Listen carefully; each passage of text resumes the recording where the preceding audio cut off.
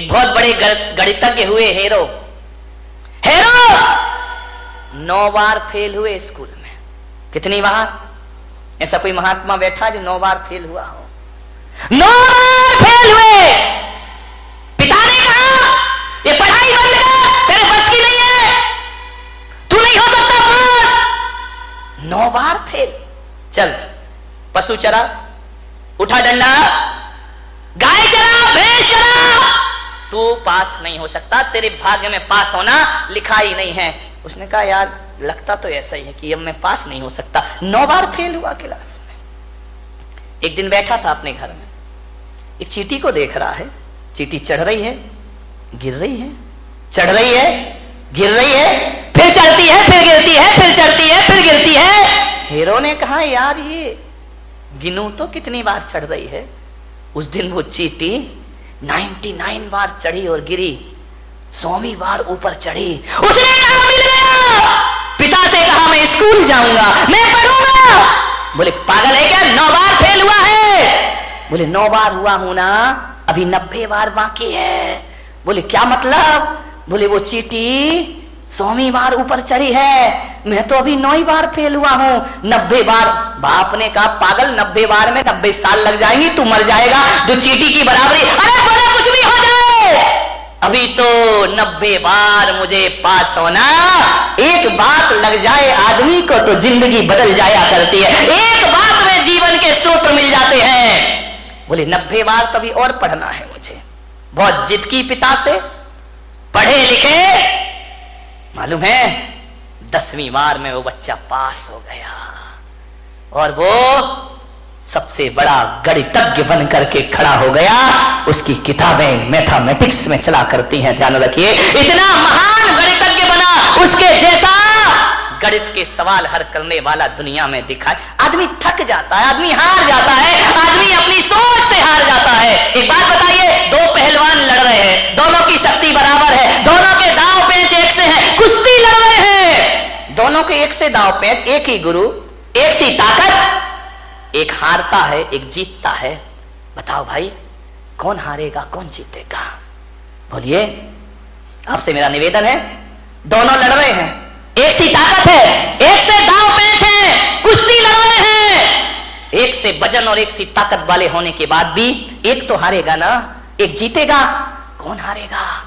ध्यान रखना, ताकत तन की एक सी है, हारता वही है जो मन से हार जाएगा, वो शरीर से हार जाएगा। मेरे भाई, जो मन से हार मान लेता है वो तन से हार मान लिया करता है। तो मैं आज आपको सूत्र दे रहा हूं कि मन के हारे हार है और मन के जीते जीत। जिसका मन हार गया वो दुनिया में कभी विश्व विजेता नहीं बन सकता है।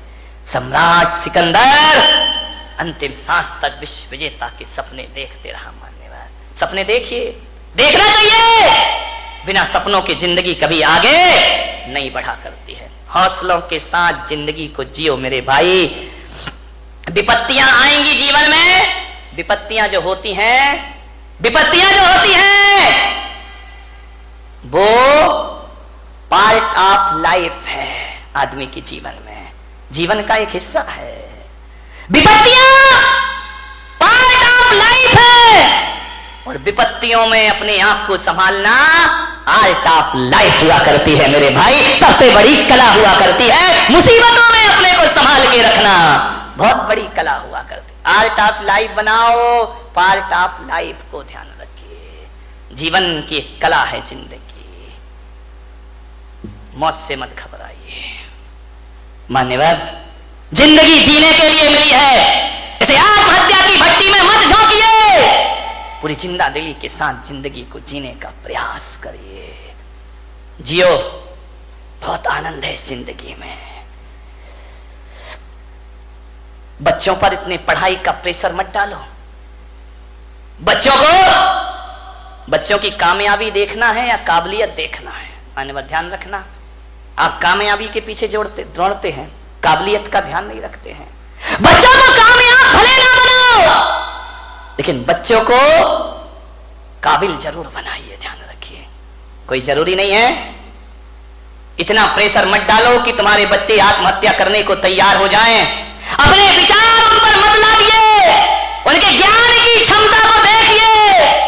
माँ बाप इतना प्रेशर डालते हैं और जब रिजल्ट आता है तो हमारे घर का चिराग अपने हाथों से फांसी के फंदे लगाकर दुनिया से विदा हो जाया करता है। ध्यान रखिए, डिप्रेशन में जी रहे हैं लोग, तनाव में जी रहे हैं लोग, ज्यादा और जल्दी के चक्कर में जी रहे हैं लोग। ज्यादा और जल्दी नहीं, ध्यान रखना, यहां तो संसार है, राजपाट छिन भी जाए तो वनवास में राम लक्ष्मण स्वर्गों जैसा जीवन जी करके दिखा दिया करते हैं। जिंदगी को जियो, पूरी आशा से जियो, पूरे विश्वास से जियो। आत्महत्या के अंधे कुएं में छलांग मत लगाओ।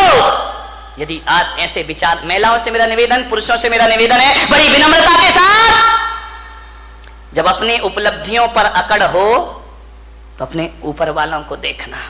इस दुनिया में हमारे भी बाप बैठे हुए हैं, ध्यान रखना।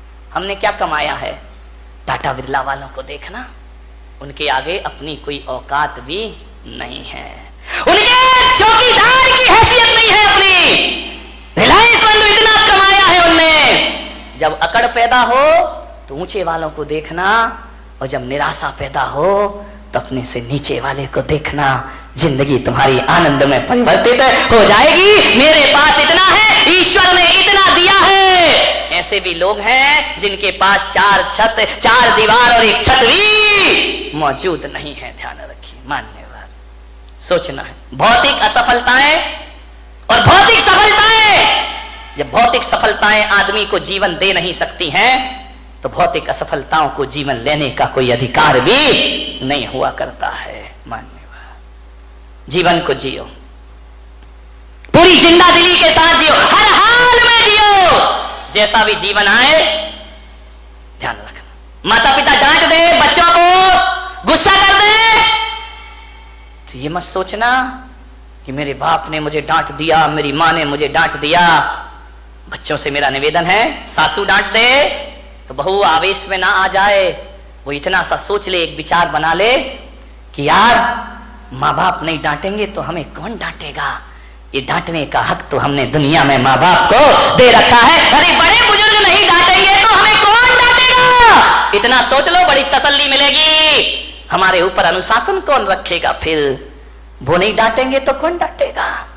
और बड़े बुजुर्गों से निवेदन है, बच्चे बेटियां बहुएं गलती कर दें तो डांटने से पहले सोचना, बच्चे गलती नहीं करेंगे तो कौन गलती करेगा। आपका घर चुकी, बच्चों से तो गलतियां होती है, बहू से तो गलतियां, अरे आई है, बच्ची है, ससुराल से आई है, हो गई गलती, उसके लिए इतना तमाशा खड़ा करने की क्या जरूरत। जीवन को सुखी बनाने की छोटी छोटी सी बातें हैं, ये आपकी जिंदगी को बदल के रख देंगे, पलट के रख देंगे। गलतियां तो बच्चों से ही होती हैं। बड़े सोच ले बच्चे तो गलती करेंगे ही करेंगे, और बच्चे सोच ले माँ बाप तो डांटेंगे ही डांटेंगे। जिंदगी को समझना, आराम से जियो।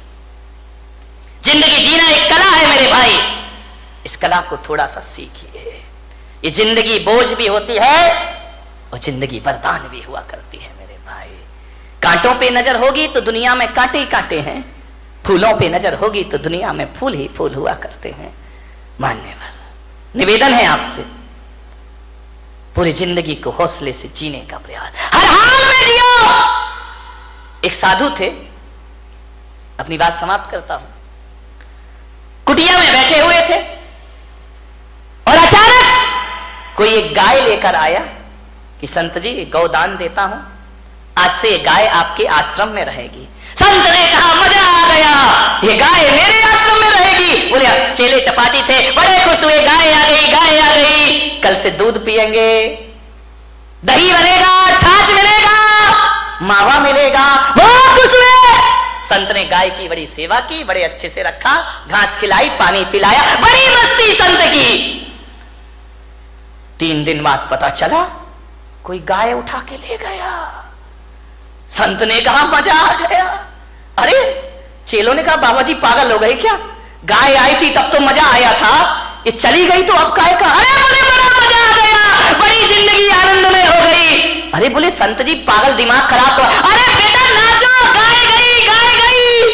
अरे बोले अब दूध कहां मिलेगा, मावा कहां मिलेगा, छाछ कहां मिलेगा। संत ने कहा एक तरफ गया वो दूध और मावा, अरे गाय गई तो गोबर उठाने की झंझट भी हमारे पास से चली गई। अब कहां की घास, मस्त रहो, भगवान का भजन करो। ध्यान रखिए, ऐसी जिंदगी जियो, राजी है हम उसी में जिसमें तेरी रजा है। यहाँ यूं भी वाह वाह है, यहाँ त्यों भी वाह वाह, हर समय वाह वाह है। ध्यान रखिए, मिल जाए तो कोई बात नहीं है, चला गया तो आनंद में जियो ना। लेकिन तुम्हारी जिंदगी निराशाओं में जाती है। एक गुलाब का पौधा ये सोचता है कि मैं नारियल के पेड़ की तरह बड़ा हो जाऊं। अब बाजू में लगा है, अब वो सोचे मुझे नारियल का पेड़ बना दे, नारियल का पेड़। अब गुलाब का पौधा कैसे पेड़ बन जाएगा? पेड़ इसलिए दुखी है कि वो सोचता है यार गुलाब जैसे फूल मुझ में आ जाए, गुलाब जैसे फूल, जिंदगी दुखी हो जाएगी। एक जगह मैंने देखा, अरे गुलाब का पेड़ अपनी पौधा अपनी मस्ती में झूम रहा है, नारियल का पेड़ अपनी मस्ती में झूम रहा है। मैंने एक साधु से पूछा, बताओ ये अपनी